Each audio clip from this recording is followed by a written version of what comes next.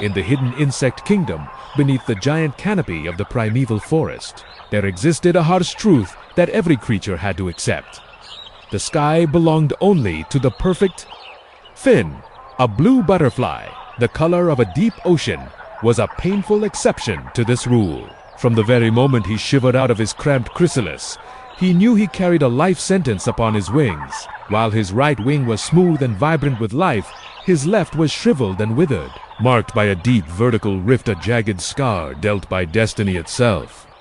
While his peers performed masterful acrobatics in the air, soaring to taste the purest early-season nectar, Finn was confined to the lowest tier of the world. He moved with clumsy, heavy steps across the damp earth, hiding beneath dense shadows of grass, watching life unfold through the gaps in the fallen leaves.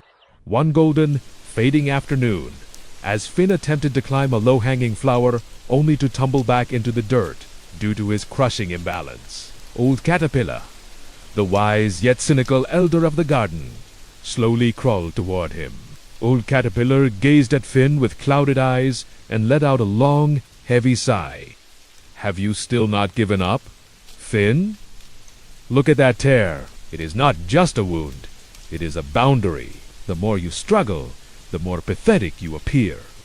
Finn pulled himself up, dust clinging to his grayish-blue wings.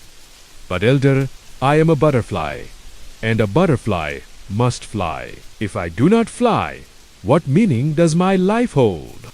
Old Caterpillar shook his head, his voice rasping like stones grinding together.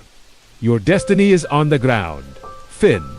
Some species are born to look up, and others are born to crawl beneath their feet. You do not need flight to exist. Learn to love the mud, for at least there you will never fall. Stop torturing yourself with lofty dreams that do not belong to you. Perseverance without ability is nothing more than blind stubbornness." Those words pierced Finn's heart, sharper and deeper than any physical scrape. That night, Finn curled up under a rotting dry leaf. He wondered if the elder was right. Perhaps he was wasting his life chasing a mirage. He looked at his tattered wing in the moonlight, and for a moment, the urge to surrender was overwhelming. He wanted to simply lie still and let the forest ants or the current of time carry him into oblivion. Yet, fate has a way of testing souls standing on the edge of the abyss. The following afternoon, the sky abruptly turned the color of lead. Heavy clouds collapsed downward, and a terrifying storm erupted. Rain lashed down like arrows, quickly turning the peaceful garden into a muddy battlefield. The water rose rapidly, submerging burrows and thickets. From beneath a decaying leaf caught in the rushing torrent, Finn heard a harrowing cry. "Help me! Is anyone there? Help me!" It was a tiny worker ant, clinging desperately to the edge of the leaf. The leaf was hurtling toward a deep, dark whirlpool, where the vortex would crush any small life form. About 2 meters away stood a high, dry rock, ledge the Oni sanctuary. But between the rock and the ant lay a void, filled with gale-force winds and lashing rain. Finn froze. Primal fear gripped him. A healthy butterfly would struggle to stay upright in this gale, let alone him. But then, as he looked into the ant's desperate eyes, the eyes of a creature also forsaken by Fata, fire ignited in Finn's heart. He growled through gritted teeth. "If I do not fly today, I don't just lose my dream, I lose a life. And if I must die, I would rather die flying than die crawling." Finn poured every ounce of strength into his thin legs and leaped from the earth. His withered left wing failed to generate lift. A crosswind slammed him into a rotting branch. Pain flared, but he clung to the bark, his breath coming in ragged gasps. He threw himself out again.